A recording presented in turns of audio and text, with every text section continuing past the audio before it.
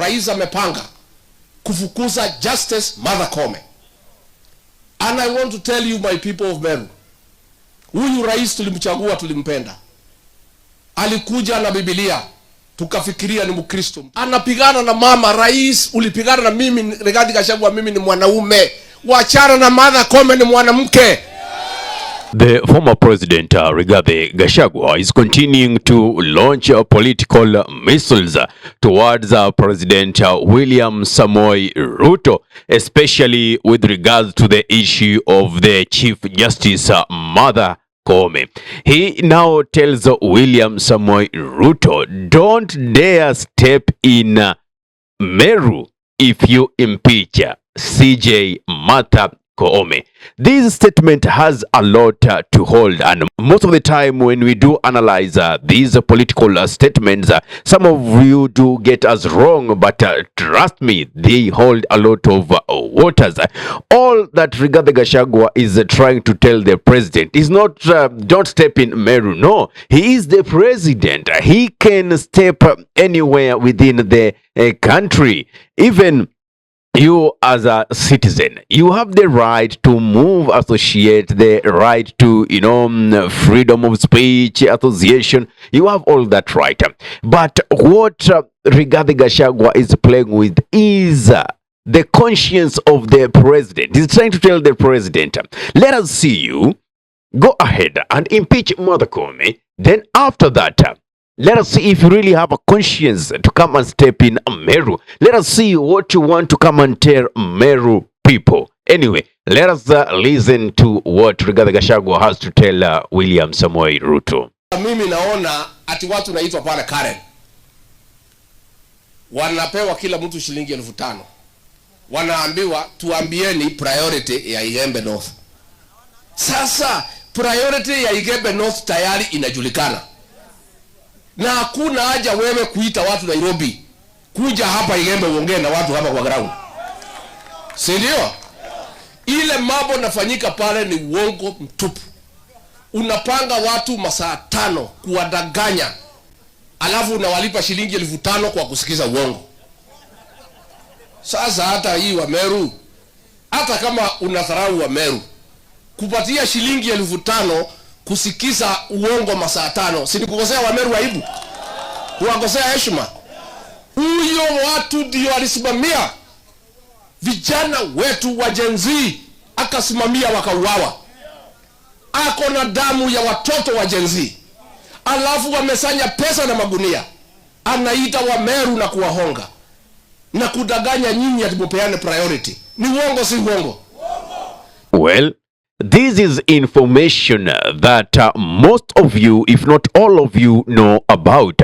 Gachagua says that the plot is on course, but because the CJ has refused to play to the tune of the government, or the Kenya Kwanza government, or to be very specific, has refused to play to the tune of Ruto. Now, the Kenya Kwanza lawmakers feel like she has already betrayed the cause, and for a few months, the government has lost some of its cases with regards to certain, policies that they want to pass, and they believe that these judges of the courts have been bribed for them to rule otherwise. Anyway, it is so absurd for a government to come up with such allegation, because we know, if not a fact, then it remains an allegation that the persons in these Kenya Kwanza governments are the people who are capable of actually bribing the judges to rule towards their favor and against their opponent. I, Martha Koome, Chief Justice of the Republic of Kenya and President of the Supreme Court of Kenya. Towards the end of January, in the tell-all address towards the church attendees, Gachagua revealed that President William Samoei Ruto's government intends to disband the Supreme Court. So he says that he said that there is even a bigger march scheme to dismantle the Supreme Court ahead of 2027 elections, and a budget had already been set aside through the National Intelligence Service, that is the NIS, and all those petitions that we are seeing against Mother Koome and judges of the Supreme Court is the mechanization of the state. Now, there is one thing I'll really wish you to know, that William Samoei Ruto is a person that will always use you when he deems fit to use you, and dump you when he feels now he's exhausted you and you have nothing more to offer. Sometimes he is, okay, most of the times he is ill advised, sometimes he is right. You see, there are things you can do that can be politically correct but morally wrong. And there are things that you can do that are politically wrong and are morally right. So, if you would ask me, was impeaching Gachagua a right political move? I will tell you it was never.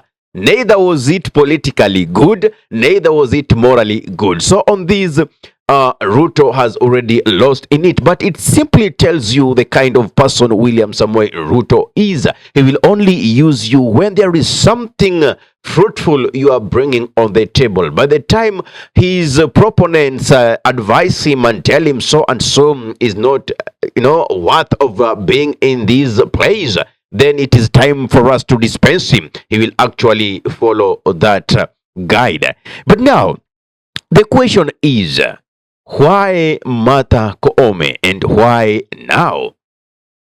It is very simple.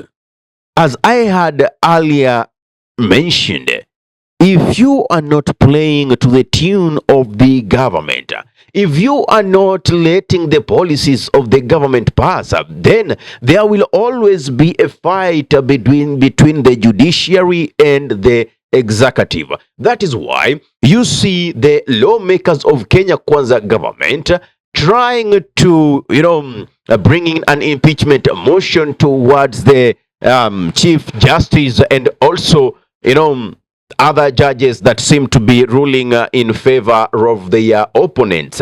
But isn't it that the courts are independent? This just shows us that in the political class, whenever the court rules for a certain proponent, they feel that the court is right. And if they rule against another quarter, then it feels like, these courts are corrupt. I will give you a very good case study. For instance, when we come to elections, after each and every elections and the court rules in favor of their winner, you'll listen to the person who's lost. In this case, let us say like Raila Amolo Odinga, the Azimio, for instance. Last time they did say that the courts have been bribed. But later on, when the courts ruled in favor of Azimio by saying they are the majority, then automatically you saw the Azimio chanting like, wow, we now have faith in the courts. You understand? But later on again, they came into cohesion, into understanding until a few days when Raila Amolo Odinga went to Dubai and told, his cronies, don't or stop purporting to support or campaign for William Samoei Ruto. Now, what is the after effect or the aftermath of William Samoei Ruto, removing Martha Koome? Remember, this is the Mount Kenya region, and now like they have succeeded to break down the Mount Kenya East and the Mount Kenya West.